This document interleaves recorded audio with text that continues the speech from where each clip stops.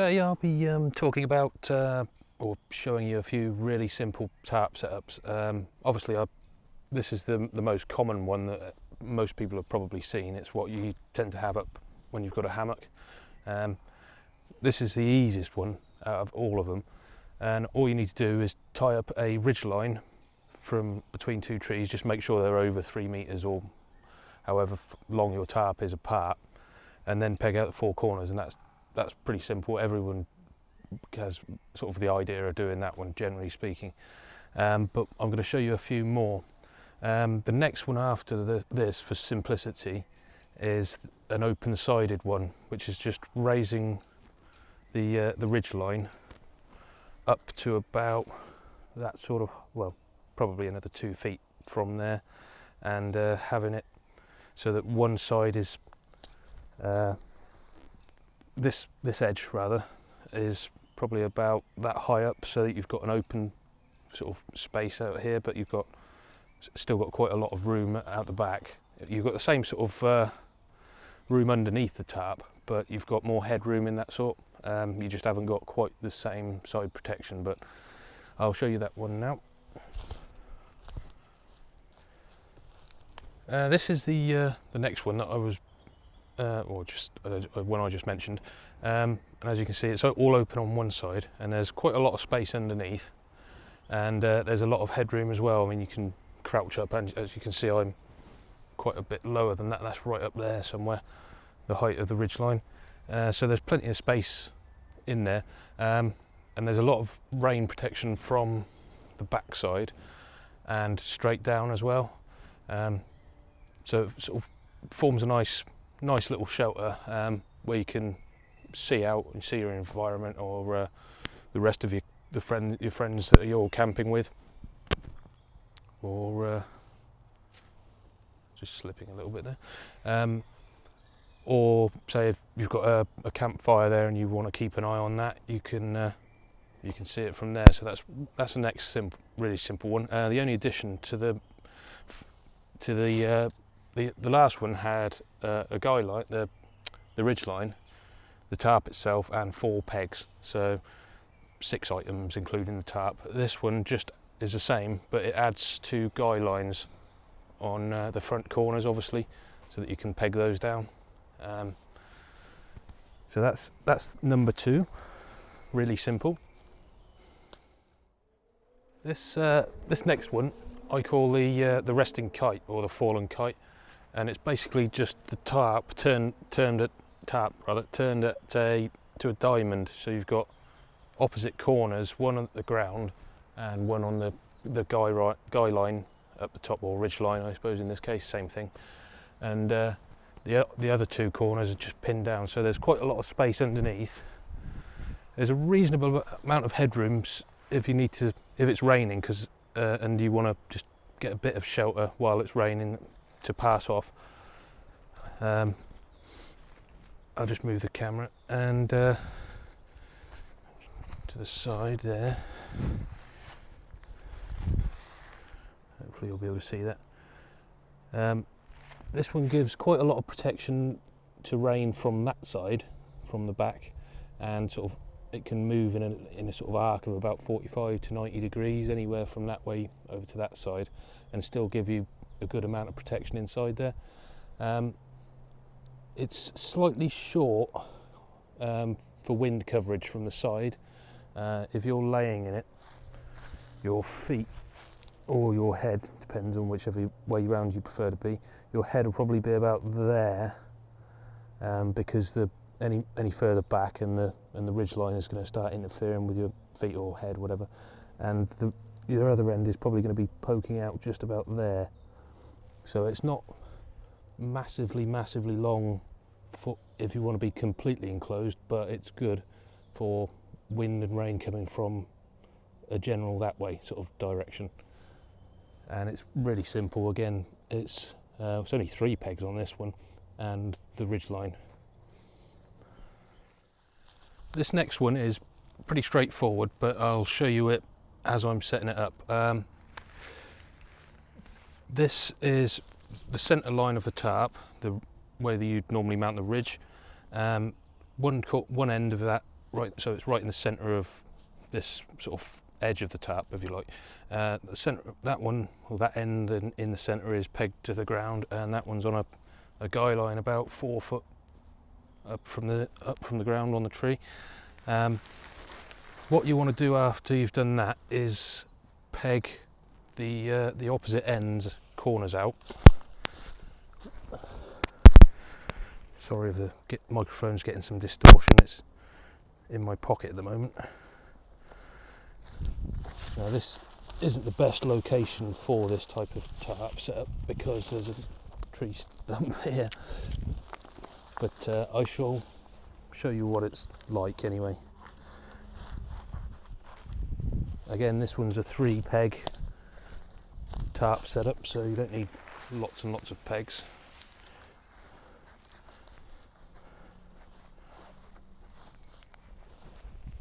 And these corners here, as you can see, there's lots left over.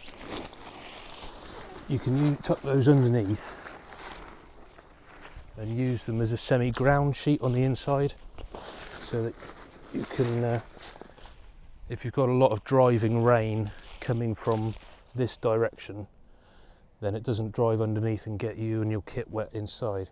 You've got a reasonable amount of protection there. As you can see, this stump's right in the way, but on flat ground it would be ideal. This is a solo sort of tarp setup. The other ones that I've shown you, apart from maybe the first one, you can get 2 people in and their kit. The first one you could probably get 2 people in with minimal kit, but you'd be very close together. But this one's offers more protection from the elements, but only for 1 person. So that's another one. This next tarp setup, the last one I'm going to be showing you today, is a little bit more tricky to set up. Not a lot, but a tiny bit more tricky. And I'm going to use my Tatonka tarp for this one. It will work with the DD tarps these days, but some of the older DD tarps, the multicam ones, they cut a load of the tying out points off because they had a fault with the fabric, and to stop it tearing, they stopped you pegging it out at certain points. So, but on the newer ones, that problem's all been sorted now, and it was only on the multicam ones. But sorry about the noise of this. This one, it's going to use the centre tying out points on each edge of the tarp, and it's only going to use the corners at 3 pegging points, 1 each side and 1 at the centre. So I've got a ridgeline set up. You won't be able to see it on the camera because it's green. I should have bought an orange one really, but I've got a ridgeline set up about this sort of height, which is somewhere between 4.5 and 5 feet, something like that, and that's about the right height for a 3 metre tarp, a 3x3 metre. And you want to get it set it up so that the point of one corner is straight over the front. I'll just take this clip off the side. A useful thing to have with your tarp is some prusik loops, which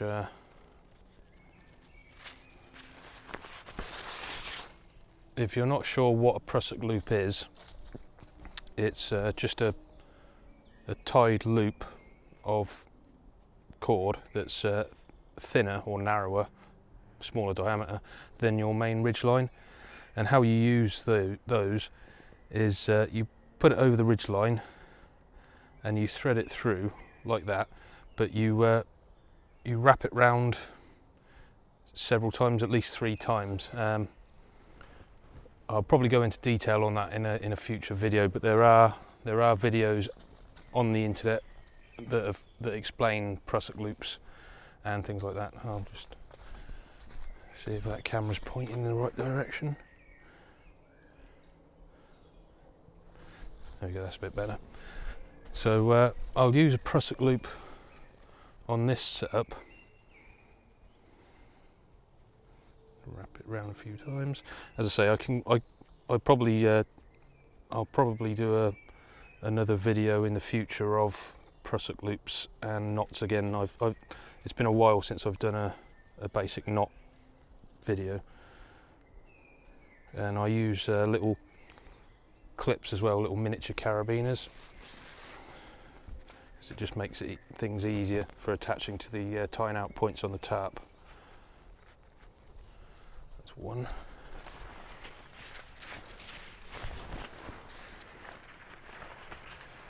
This setup uses 5 pegs in this one, so it's the most pegs out of all of the setups that I've done today. But it only uses a ridge line and 1 guy line, so it's more economical on the cordage side, but just uses more pegs.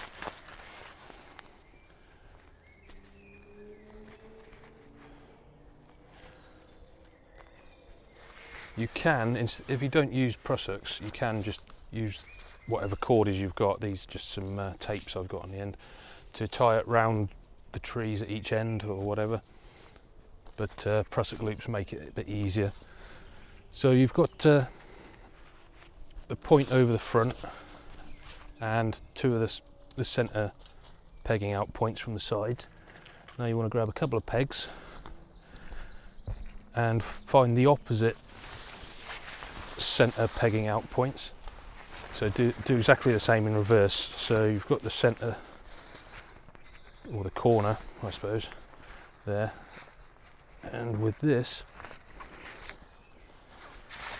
where are we, it's probably easier to use some loops similar to the prusik loops actually. Not sure if we've got any in this bag. Nope. Unless with DD tarps, sorry, so I get a bit very confusing in my speech these days. With DD tarps, you don't have to worry about loops on in these tying out points, because they are actually full loops. They're not like the Tatonka, which has only got a small hole in the fabric. But I shall persevere.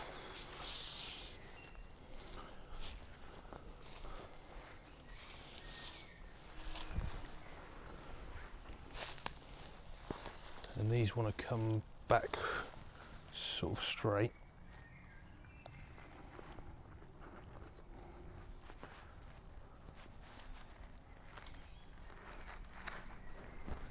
That's one into the ground. I'll show you this, the back edge, in a moment once I've done this.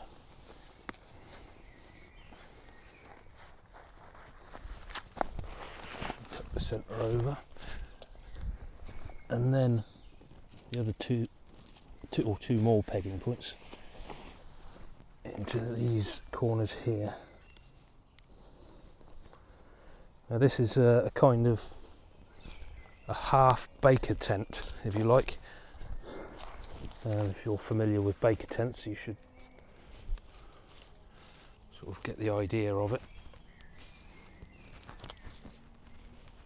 I'm not pushing these pegs all the way into the ground at the moment because it's only demonstration purposes, but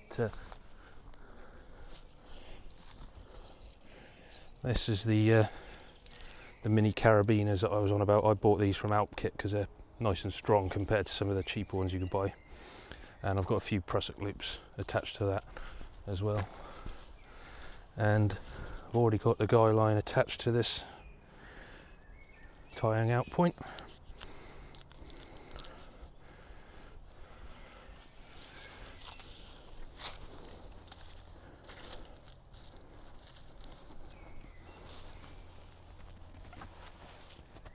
Find a nice, fairly soft piece of ground.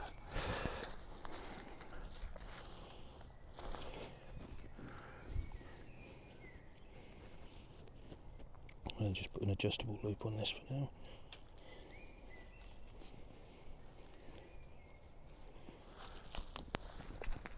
And the inside, the little corner that you folded over, or the extra corner, right, I'll show you actually while I'm doing this, that extra little corner at the back can be useful for putting your pack on if the ground's wet or something like that, but you normally have a ground sheet or whatever inside tarp setups anyway. And this one gives quite a good amount of coverage, as you can see from the back. So it gives a reasonable amount of coverage from the each side, and of course a lot from the back as well. And also it gives you a little bit of protection at the front as well. If you want to sit in the front there, it stops a lot of the rain going in. It's actually surprisingly effective.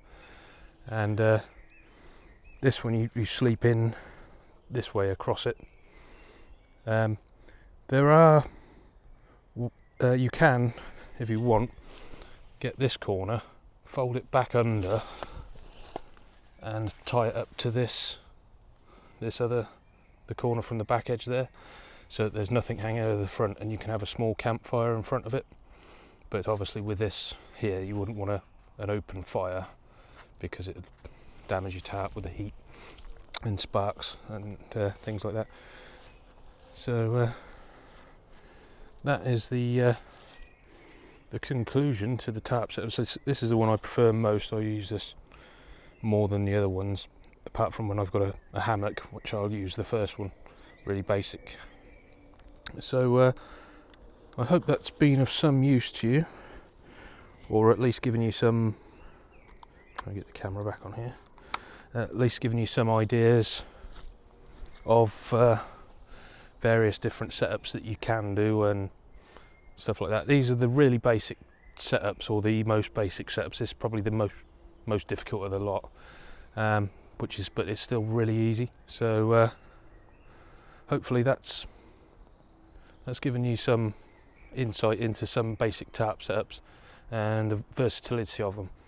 It's better to buy a square tarp, a 3x3 tarp, or a 4x4 if you go big. But most of these will work with a rectangular tarp as well. Not so much this one or the diamond one, the resting kite, but the other ones, they'll all work fine with rectangular tarps. So hopefully that's been useful to you. Okay, thanks for watching.